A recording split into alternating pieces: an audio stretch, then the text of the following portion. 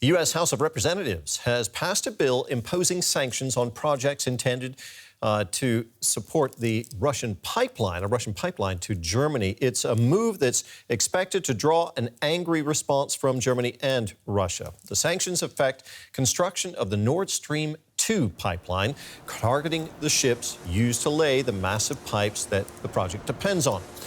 U.S. lawmakers and the White House believe that Nord Stream 2 will make Germany too reliant on Russian gas, ultimately giving Moscow greater political leverage over Berlin and the whole of the European Union.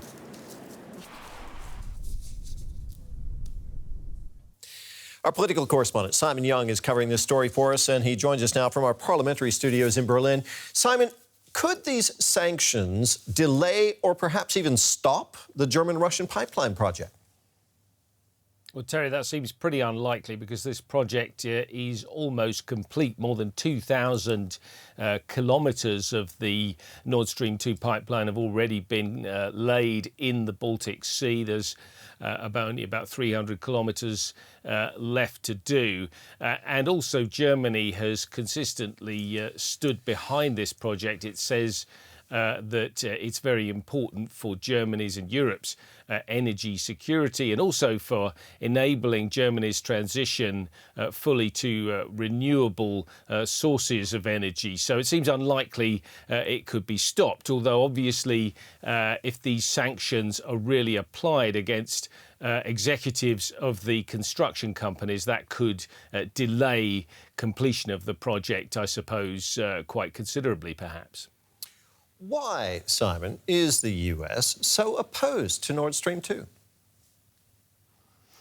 Well, Washington says that this project will make Germany and Europe very too dependent from their point of view on Russian energy sources. And Donald Trump has even gone so far as to say it would make Germany a hostage of Russia.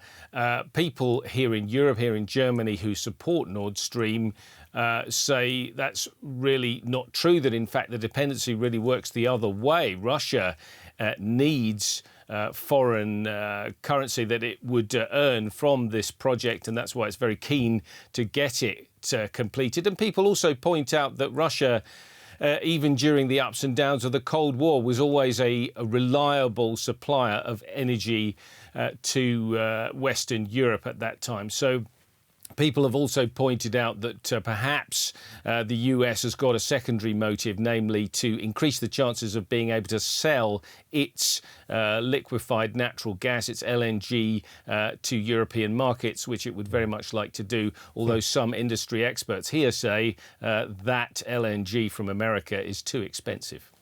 Now, Nord Stream 2, this pipeline project, it is controversial, and not just from a U.S. perspective. It has opponents here in Europe too, doesn't it?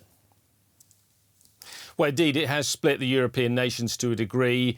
Countries like Germany and the Netherlands really support Nord Stream, but some of the Central European countries, in particular Poland, are against it. They feel they're being bypassed. And of course, there's an aspect of this also that feeds into the Ukraine-Russia conflict as well, because previously Ukraine was the main transit country for Russian gas exports.